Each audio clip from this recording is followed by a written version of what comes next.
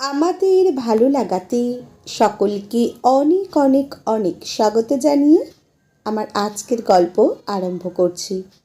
আজকের গল্প 50 লাখ, মাত্র 50 লাখ। গল্পটি তাহলে শুরু করি। হ্যালো পরিতোষবাবু, শুনছেন? আমি হ্যাঁ হ্যাঁ বিকাশবাবু বলুন, আপনার নাম্বার সেভ করা আছে।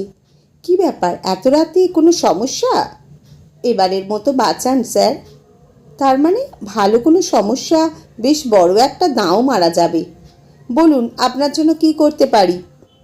আর বলবেন না, রিক মানে আমার ছেলে ও তার কয়েকজন বন্ধুরা এখন ফোন করে জানাচ্ছে ওরা ওই দিঘির ধারে এক মেয়েকে স্কুটি থেকে তুলে নিয়ে গিয়ে রেপ করেছে।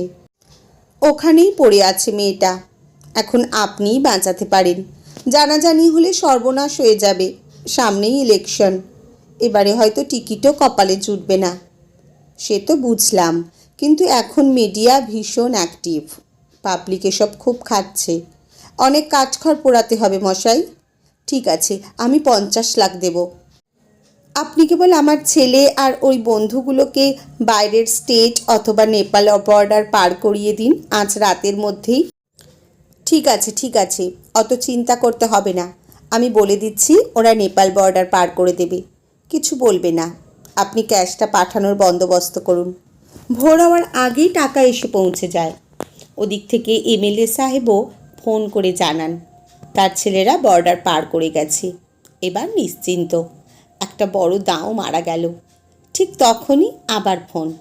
স্যার, আমি দিঘির পাড় থেকে বলছি, এখানে এখনই চলে আসুন। একটি মেয়ে অচৈতন্য হয়ে পড়ে আছে। এবার শুরু হলো যত জ্বালা। পুলিশের ঠেলা সামলাও। মিডিয়া এবার ঝাঁপিয়ে পড়বে, প্রশ্ন করে করে একেবারে নাজেহাল অবস্থা করে ছাড়বে। দুদণ্ড শান্তিতে থাকতে দেবে না। আধ ঘন্টা পর পরিতোষবাবু জিপ নিয়ে বের হতে যাবে, এমন সময় তার স্ত্রী তাকে ফোন করে। শুনছো, মেয়েটা সারা রাত বাড়ি ফেরেনি। ফোন করছি, সুইচ অফ বলছে। বন্ধুদের কাছে ফোন করলাম, বলছে ও রাতে পার্টি থেকে বের হয়ে গেছে। তারপর কোথায় গেছে ওরা জানে না। পরিতোষবাবু অজানা আশঙ্কায় তড়িঘড়ি করে জিপ স্টার্ট দিতে বলে। দিঘির পাড়ে হন্তদন্ত হয়ে চলে আসে সে। এসে দেখে মেয়েটা উপুর হয়ে পড়ে আছে, প্রায় সম্পূর্ণ বিবস্ত্র। অত্যাচারে মুখটা বিকৃত হয়ে আছে, রক্তের চাপ চাপ দাগ চারিদিকে। ভালো করে মুখটা চেনা যাচ্ছে না। ভালো করে দেখতে গিয়ে কি, এ তো পামেলা, তারই মেয়ে। শয়তানরা মেয়েটাকে মেরেই ফেলেছে। হায় ভগবান! পরিতোষবাবু আর কিছুই ভাবতে পারছেন না। বুকে হাত দিয়ে বসে পড়েন। তার মাথাটা বন বন করে ঘুরছে। 50 লাখ, মাত্র 50 লাখ টাকায় তিনি তার মেয়েকে বেচে দিলেন। মাটিতে লুটিয়ে পড়লেন পরিতোষবাবু। আজকের গল্প এখানেই সমাপ্ত।